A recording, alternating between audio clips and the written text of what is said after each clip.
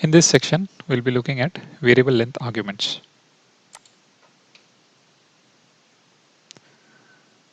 Methods with variable length arguments can be invoked with 0 or more arguments of same type.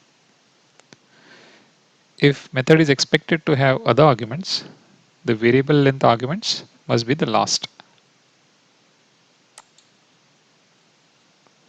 Here is the syntax for variable length argument. So we have return type, then the method name, followed by the data type of variable length argument and the name of the variable length argument. Let's take a look at a demo example. We have declared vararg demo as our class. In that, we have two methods. One is printInt, which is taking a variable length argument of type int, and the second one is also having same name, but it is taking two arguments. One is string message, and the second one is variable length argument of type int.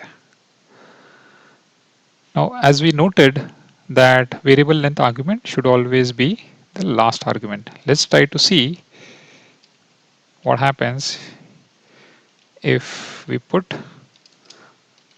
this argument as the last one.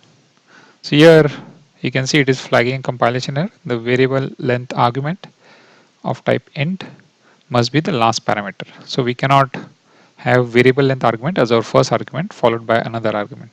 So this has to be the last argument. So let's revert this change.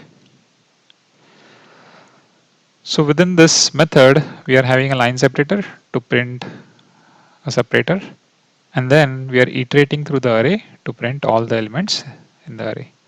The variable length argument is available as an array, so we can iterate through it, and we are doing a print of the element in that array. In the second method, we are having a line separator followed by the custom message that we are passing as argument, and then we are iterating through the array to print the elements. We have a public static void main, so we are invoking it 3 times. So one is only with integer argument. So in this case, it is going to call the first method. In second case, we are passing string and then followed by integers. So this is going to invoke the second method. In third case, it is going to invoke the second method since we are passing again a string. So let's try to run this and see the output. So you can see in first case it is printing 1 and 10 as expected. In second, it is printing the custom message and then the arguments.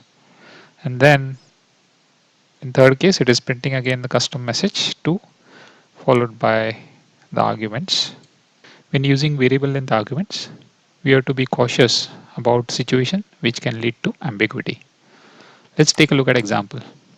So here we have a sample class in which we have declared a method named process, and it is taking variable length argument of type int.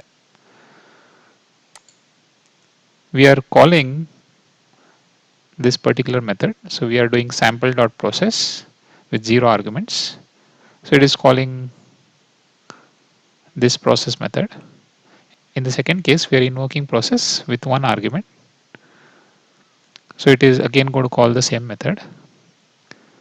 In the third one, we are calling it with 2 arguments. So again, it is going to call the same method. Since it is taking variable length argument, we will be able to invoke the same method with 0, 1 or more arguments. Later, the developer introduced one more method whose name is also same, but it doesn't take any arguments. And in such situation, you can easily see that the first call becomes ambiguous because it's not sure which one you want the client code to invoke.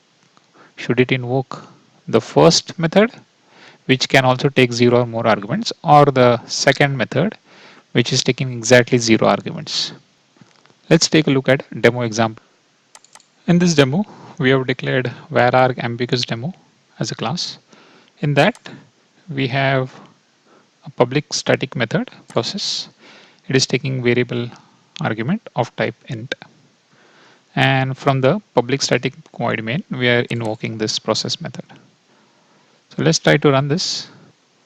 You can see it is correctly invoking the process method with variable length argument. Now let's try to introduce one more method which is taking exactly 0 arguments. And its name is process, same as this one.